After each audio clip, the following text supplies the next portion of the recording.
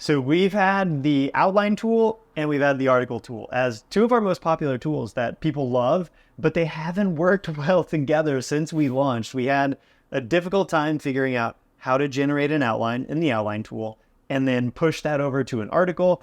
Technically a complex thing to do, but we finally figured it out. And by we, I mean definitely Andy and not me at all. So now you can take an outline from the outline generator and in one click, pull it into the article tool. And then you'll have the ability to work with the additional steps, add primary keyword phrases, and really customize what that article is going to be looking like, feeling like, and yeah, it's ready to go. And after you make an article, you could even go back and edit the outline and create the article again. One big complaint we have is you're not actually able to edit the outline again because, you'll add your additional instructions and things like that, and it's basically erased. But now we're actually saving that, and you can actually go back and use that outline again, edit it, or generate a whole new outline and do a whole new article, of course.